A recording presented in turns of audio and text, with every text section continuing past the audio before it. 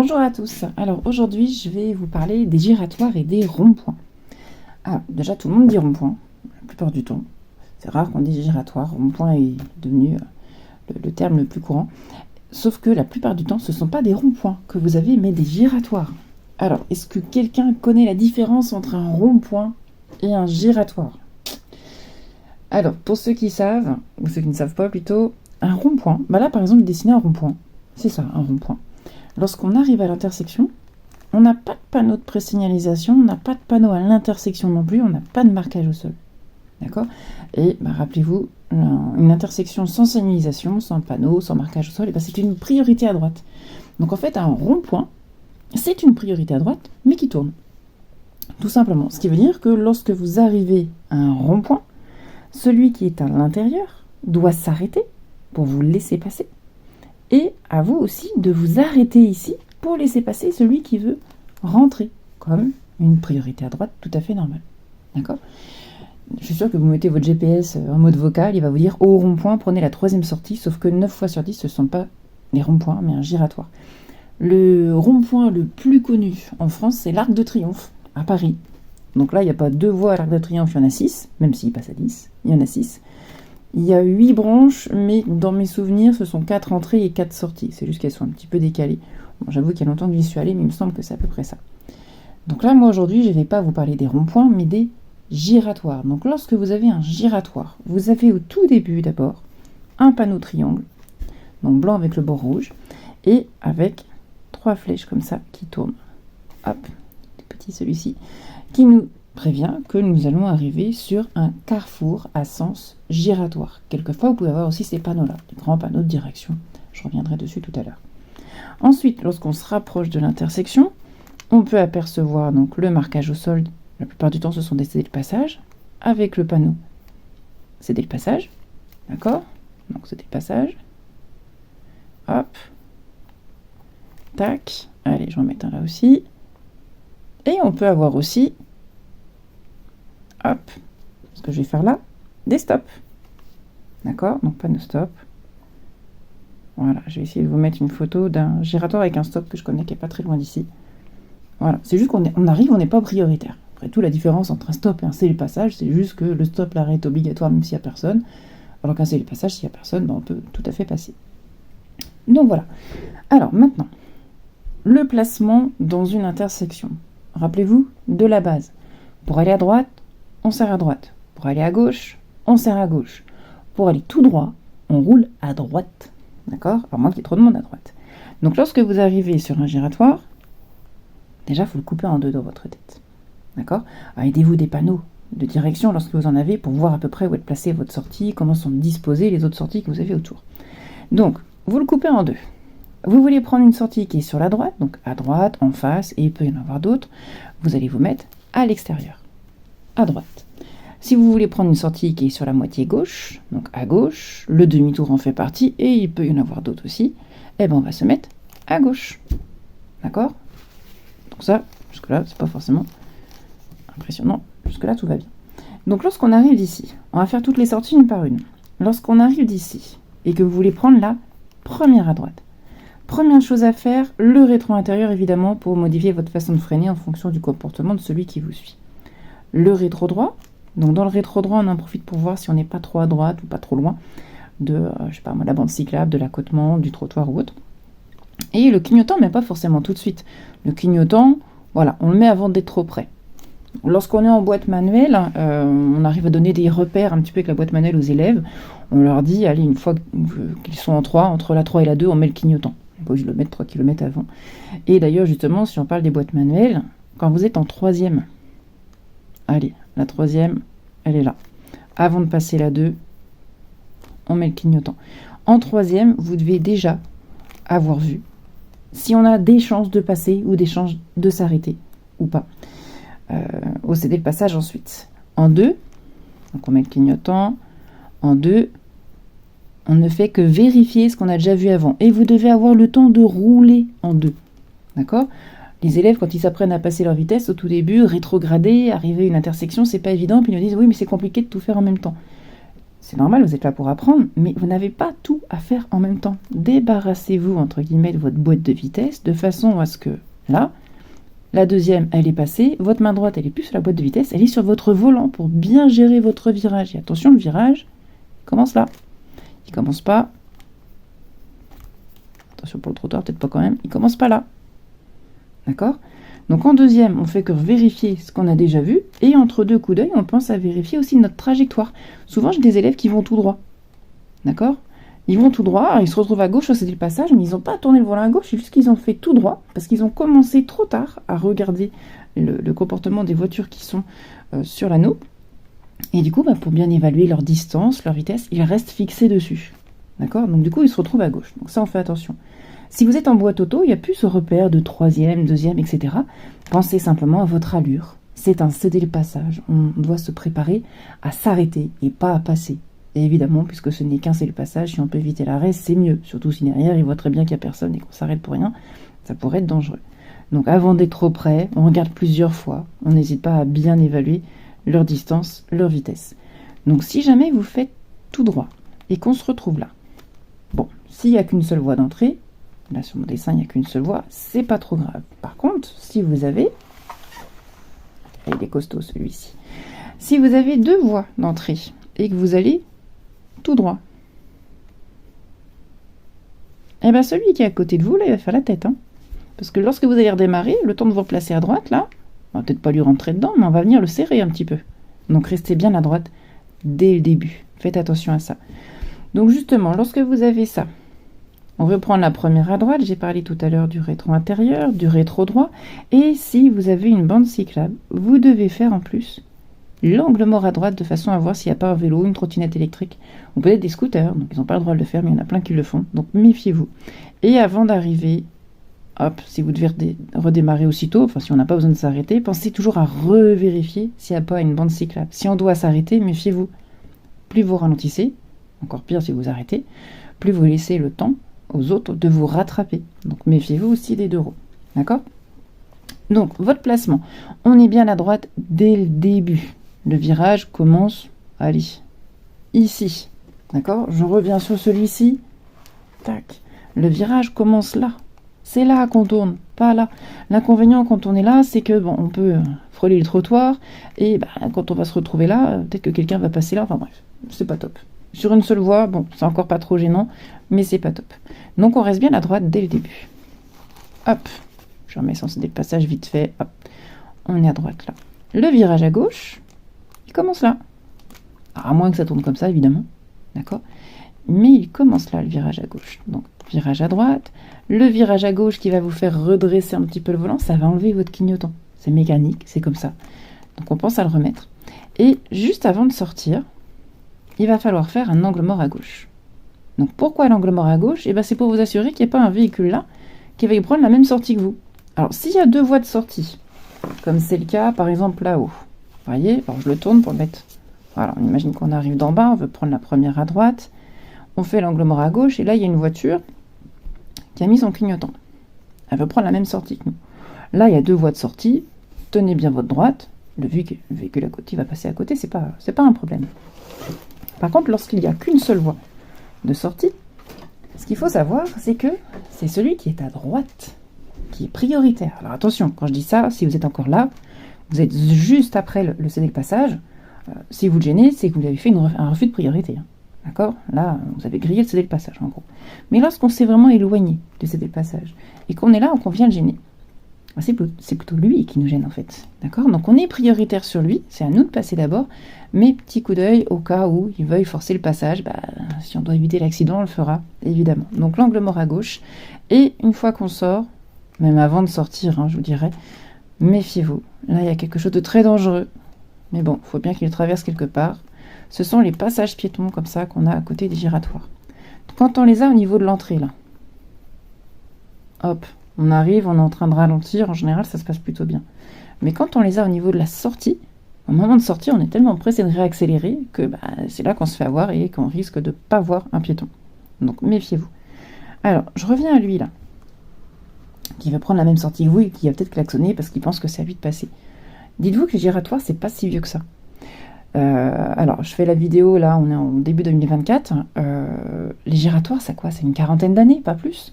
Les premiers giratoires étaient à Nantes. Donc moi, je vais vous donner l'exemple de mes parents. Donc ils ont 66, 67 ans. Mon père, quand il a passé son permis à ses 18 ans, il n'a vu aucun giratoire. Donc il a passé son permis à Nantes, mais il n'a pas appris à prendre les giratoires, il n'y en avait pas. Et pourtant, il en conduit, enfin, il roule dans des giratoires tous les jours. D'accord? Ça se passe pas trop mal, c'est pas un mauvais conducteur, il va me taper dessus, sinon c'est dit autre chose. Mais voilà, il faut savoir qu'il y en a qui les prennent un petit peu à leur sauce. En général, c'est pas dangereux, mais on fait attention à tout le monde.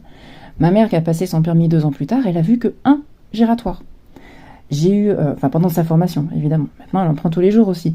Il y a environ 5 ans, j'ai eu une maman avec une élève qui donc finissait sa formation initiale pour la conduite accompagnée. Donc on était avec le rendez-vous avec les parents derrière, enfin, il n'y avait que la maman. Et la maman, donc 47 ans à l'époque, me dit, moi, quand j'ai passé mon permis à Bourges, alors si vous connaissez Bourges, vous allez là-bas, il y a des giratoires partout maintenant aussi. Hein. Mais à l'époque où elle a passé son permis à 19 ans, à Bourges, il n'y avait aucun giratoire. Donc elle doit avoir 52 ans à peu près maintenant. C'est sa fille, en conduite accompagnée, qui lui a appris à prendre les giratoires. Donc évidemment, la maman avait des questions à me poser après quand on s'est vu, donc j'ai répondu à ces questions. En gros, j'ai fait le cours sur les giratoires. Mais voilà, donc méfiez-vous. Faites ce que vous avez à faire, mais en faites toujours attention aux autres, évidemment. Alors maintenant, pour aller en face. Donc pour aller en face, hop. Au tout début, là, alors j'ai effacé, mais j'aurais peut-être pas dû. C'est exactement pareil, d'accord? On fait le rétro intérieur, le rétro droit, peut-être l'angle mort à droite s'il y a une bande cyclable. On n'attend pas d'être au bout pour regarder si on peut passer. On regarde déjà un petit peu avant.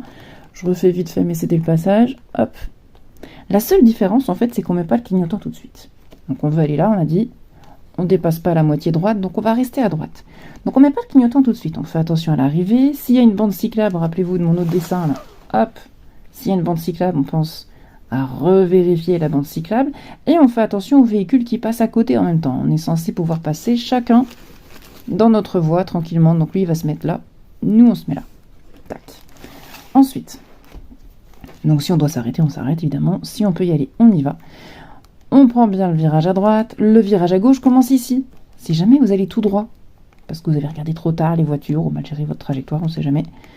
Alors on fait attention évidemment au double fil, aux véhicules qui passent à côté, mais là, lorsqu'on n'a qu'une seule voie d'entrée, c'est encore pas trop grave, on fait attention au trottoir à gauche quand même, mais on va se retrouver un petit peu au milieu. D'accord? L'inconvénient, alors évidemment, s'il y a deux voies, comme là, qu'on se retrouve au milieu, celui qui est à gauche va faire la tête. Lorsqu'on est comme ça, c'est moins dangereux. Sauf que lorsque votre enseignant ou l'inspecteur va vous dire attention à votre placement, ou lorsque vous-même, vous allez vous en rendre compte de vous-même, vous allez vouloir vous replacer à droite. Et bien là, vous allez être orienté, pour vous replacer à droite, vous allez être orienté vers la sortie. Et celui qui arrive ici, il pense que vous sortez à droite, sans clignotant comme beaucoup font. Et au moment où vous allez redresser devant lui, lui juste avant, il va se dire c'est bon, elle sort, j'y vais. Et là, c'est l'accident. Donc pour éviter les quiproquos, essayez d'être bien placé dès le début. Voilà. Et le virage à gauche commence ici. Il commence pas là. D'accord? On suit bien le virage à gauche. Tac. Et attention lorsque vous tournez votre volant. J'ai des élèves, des fois, ils sont vraiment bien placés là. Après avoir galéré à bien se placer dès le début, ils arrivent très vite à le faire. Mais en prenant le virage à gauche, ils tournent trop leur volant. Et on se retrouve là. Donc si vous vous mettez à droite, c'est pas pour vous coller au trottoir non plus. Attention à la taille des giratoires. Hein. Quand ça passe à 2 voitures, il n'y a pas de souci. Il y a des giratoires qui sont tout petits. Si vous savez que même une moto a du mal à passer à côté, ne venez pas vous coller à droite, à 2 cm du trottoir. Il faut être logique en fonction de la taille du giratoire. Ne soyez pas trop embêtés là-dessus. Donc, lorsqu'on prend le virage à gauche, là, si on est bien à droite, c'est pour laisser la place aux véhicules qui passent ici. D'accord ? Donc, on reste suffisamment à droite, juste pour laisser la place à un véhicule qui voudrait aller sur la gauche. Quand il y a des lignes médianes, c'est plus facile. D'accord? Quand il n'y en a pas, on essaye de voir si ça passe ou pas à 2 voitures. Donc le véhicule qu'on a laissé passer là, si finalement c'est pour venir le serrer ici, c'est dommage, il va faire la tête. D'accord? Donc on reste bien à droite, on fait attention à notre volant. On ne devrait pas s'écarter du trottoir si on n'est pas trop près dès le début, il n'y a pas de souci. Et dans cette zone-là à peu près, quand on peut plus sortir, allez, je dis souvent moi devant leur céder le passage à eux là, et bien là on va mettre le clignotant. Donc le clignotant, c'est pas pour eux qu'on le met, c'est pour celui qui arrive ici. D'accord? C'est pour lui dire, allez, t'inquiète, tu peux y aller, moi je sors ici. C'est comme nous quand on arrive là, Il y en a combien qui sortent sans clignotant? Ou qui le mettent mais juste avant de sortir? Ou alors qui sont là, qui ont encore le clignotant à gauche et qui sortent? Normal, on sort à droite avec le clignotant à gauche. Donc méfiez-vous, on essaye de ne pas leur faire le même coup à ceux qui sont là. Donc on met le clignotant de façon à les prévenir. Et toujours pareil, avant de sortir, on fait l'angle mort à gauche et on fait attention au passage piéton qui pourrait être ici. Si vous avez une bande cyclable,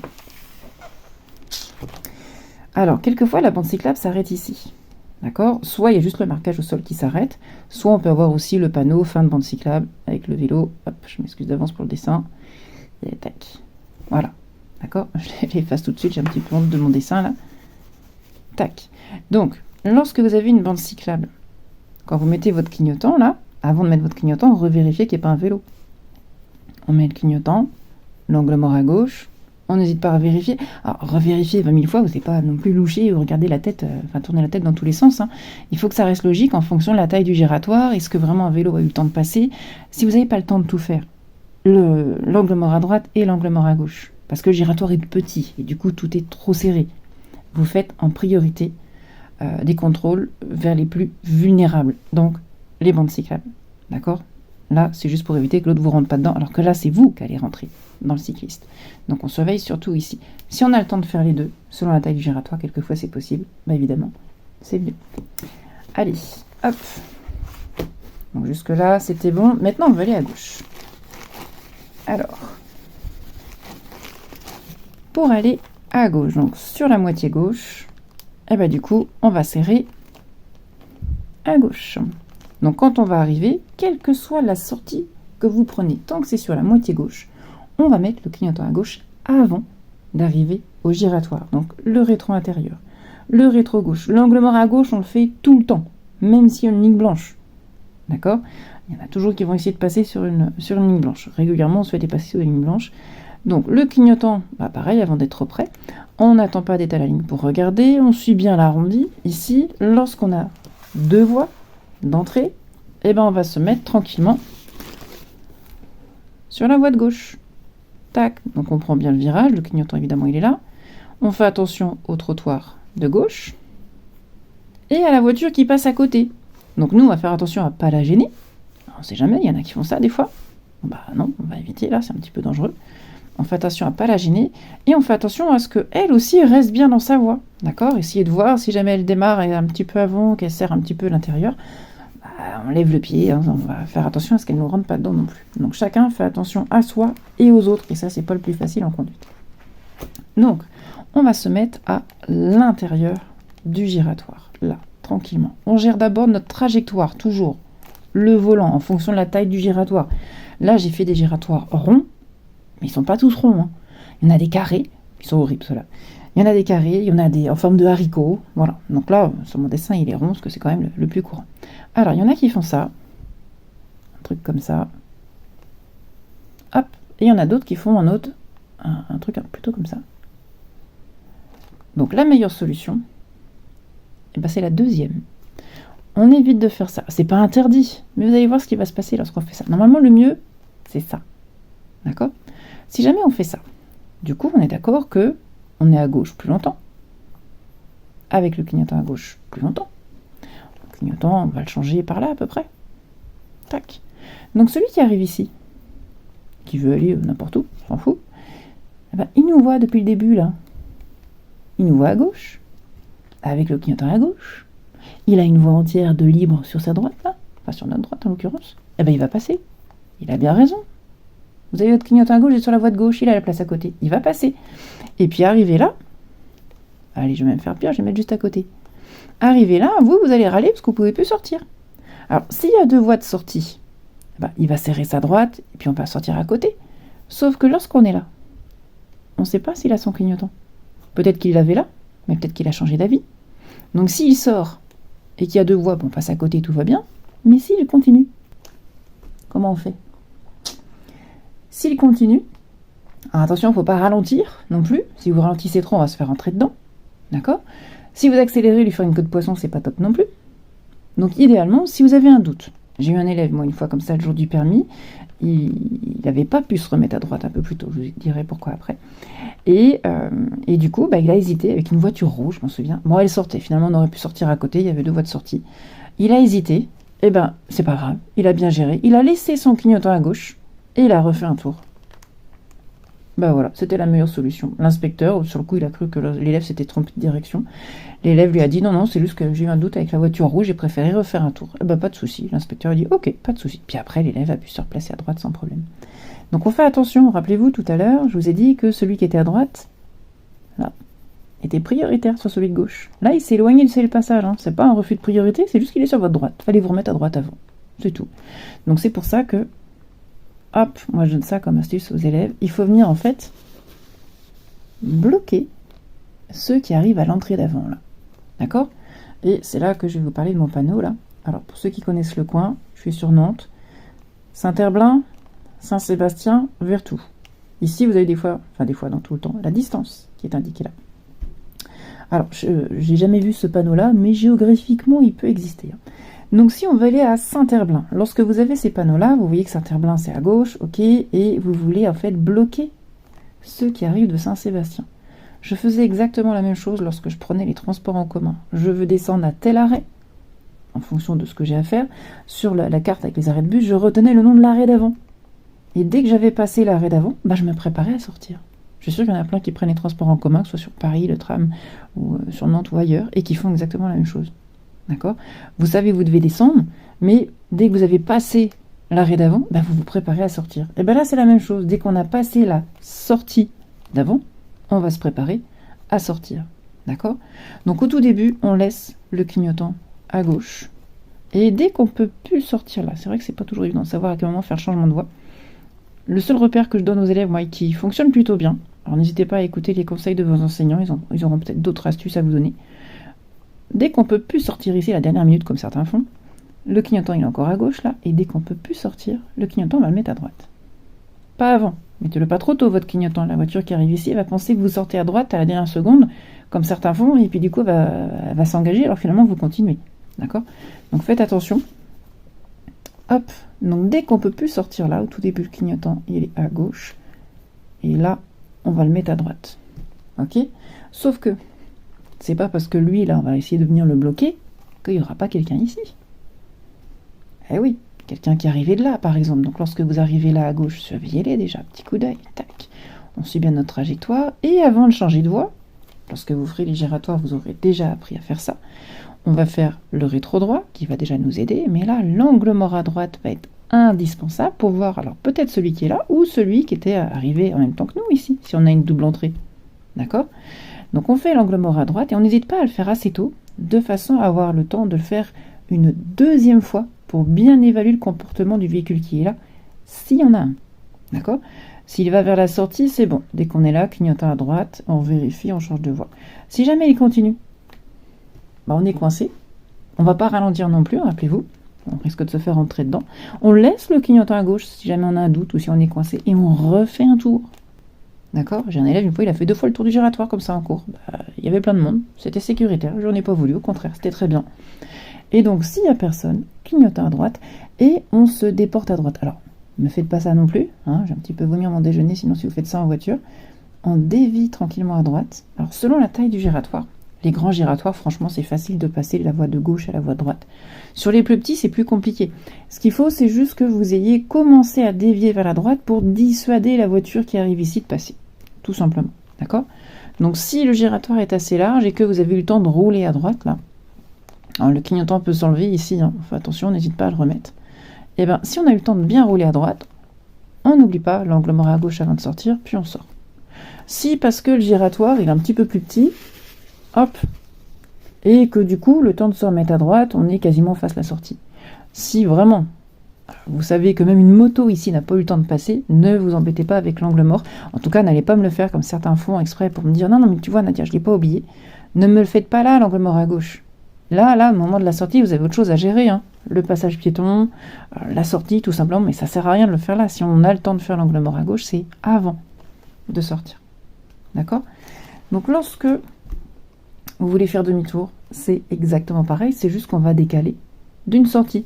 Donc si je veux faire demi-tour, ceux que je veux bloquer, c'est ceux de Saint-Herblain. D'accord? Donc du coup, c'est eux que je veux bloquer. Dès que je peux plus sortir, allez, on va enlever ça un peu. Hop. Voilà. Dès que je peux plus sortir à Saint-Herblanc, mon clignotant ici était à gauche, j'ai fait l'angle mort déjà un petit peu avant, au cas où, je regarde, je revérifie, c'est bon, toujours personne, ou la voiture est sortie, clignotant à droite, et je change de voie pour venir, eux, les bloquer. Ces panneaux-là, franchement, ils sont pratiques pour ça. Donc, pour retenir là où vous voulez aller, déjà, savoir si on va se mettre à gauche ou à droite. Et surtout, attention, si vous avez des petits traits comme ça. Même quand il n'y a pas de flèche, hein, il y a quand même une sortie. Si vous voulez aller à Saint-Herblain et que vous avez un petit trait comme ça, c'est pas Saint-Sébastien qu'on peut bloquer du coup. C'est eux, là. Hop. Donc, dès qu'on peut plus sortir ici, là, on va faire notre travail. Si jamais on veut aller à Vertou, donc première à droite, et qu'il y a un petit trait ici, le clignotant en arrivant, mais pas à droite tout de suite. Si vous mettez votre clignotant à droite parce que vous savez que c'est la première flèche, celui qui arrive de la petite entrée là, il va penser que vous sortez là. Ça, c'est une sortie quand même. Hein. Donc attention, on reste bien à droite. Dès qu'on est devant eux, clignotant à droite, l'angle mort à gauche, et on sort. D'accord ? Là-dessus, même chose, on fait juste attention à la bande cyclable, ça revient exactement au même. Voilà pour les giratoires. Juste une précision, tout à l'heure je disais que donc s'il y a un véhicule qui arrive à côté, qui est dans l'angle mort, pardon, surtout faut pas vous arrêter dans un giratoire. Vous vous souvenez, tout à l'heure j'ai dit ça plusieurs fois, si on ralentit trop ou si on s'arrête dans un giratoire, ça peut être dangereux. Mais quelquefois on n'a pas le choix. Donc quand on n'a pas le choix, bah, c'est par exemple si en sortant là, allez, on va dire en face, hop, et ben il y a quelqu'un, enfin même vous déjà, vous voulez sortir là, et vous voyez qu'il y a un piéton. Bah, évidemment qu'on va s'arrêter au passage piéton. Donc celui qui arrive derrière nous, bah, il va s'arrêter aussi. Ça, c'est une des deux situations où on va beaucoup ralentir, voire même s'arrêter dans un giratoire. Alors attention, hein, quand vous freinez, freinez vraiment en douceur, de façon à ce que derrière il ait le temps de voir vos feux de stop, et s'arrêter lui aussi en douceur. Et on s'arrête pas au ras du passage piéton, comme j'ai fait sur mon dessin, on s'arrête un petit peu avant, on laisse passer le piéton, et après on dégage l'intersection. Autre situation où on peut beaucoup ralentir, voire même s'arrêter dans un giratoire, c'est, allez, par exemple, on arrive d'ici, on va aller en face, on reste bien à droite, ça n'a pas trop d'importance, hop, et là, on était encore là, hein, hop, là, il y a un bus, ou un poids lourd qui passe, qui démarre, il se dit, allez, il faut bien que j'y aille quand même, alors c'est pas qu'il veut nous faire un refus de priorité, c'est juste qu'il faut bien qu'il passe au bout d'un moment, lui aussi, sauf que quand sa cabine va passer, ça va aller, mais le temps, alors le placement est un petit peu différent pour lui, le temps que tout son arrière sorte, eh ben, il va forcément nous faire ralentir. Donc on le voit arriver, on lève le pied assez tôt, on essaye d'éviter de s'arrêter, quelquefois on n'a pas le choix, mais vous avez intérêt à bien faire gaffe aux véhicules qui arrivent de derrière là, et qui ne vous a pas vu, hein, parce que souvent ici, on a de la végétation. Donc attention, on ne voit pas forcément ce qui se passe derrière. Autre chose aussi, quelquefois j'ai des élèves qui sont un petit peu perdus, ils savent qu'ils veulent aller à gauche, donc ils ont fait leur contrôle à gauche, tout, clignotant à gauche, ils se mettent à l'intérieur, ok, et puis là après ils savent plus où ils sont. Ils ne savent plus où est leur sortie, à quoi ça ressemble, comment était ma sortie, où est-ce que c'était, etc. Donc attention déjà à votre mémoire, mais lorsque vous observez là, lorsque vous êtes là en train d'arriver, et que vous observez les voitures qui arrivent, essayez d'observer comment est foutu le giratoire. Donc le panneau, s'il y en a un, oui, mais des fois il n'y en a pas de ça. Vous voulez aller à gauche, essayez de regarder, tiens, il y a des arbres, il y a des maisons, c'est là que je veux aller. Pendant que vous arrivez, s'il y a de la végétation, on ne sait pas ce qu'il y a de l'autre côté, là, on voit rien du tout, là. Tout ça, hop, tout ça, là, c'est caché. D'accord ? S'il y a ce panneau-là, on sait qu'il y a une sortie en face. S'il n'y en a pas, on ne sait pas. D'accord ? Mais vous avez une voiture rouge qui est arrivée là, vous ne la voyez pas ressortir, là. Elle est partie quelque part, hein, donc il y a peut-être une sortie en face. À l'inverse, il y a une voiture rouge là, ok, qui attend tranquillement, où il n'y a personne. Et, ouais, par exemple, voilà, ça c'est le meilleur exemple, il n'y a personne.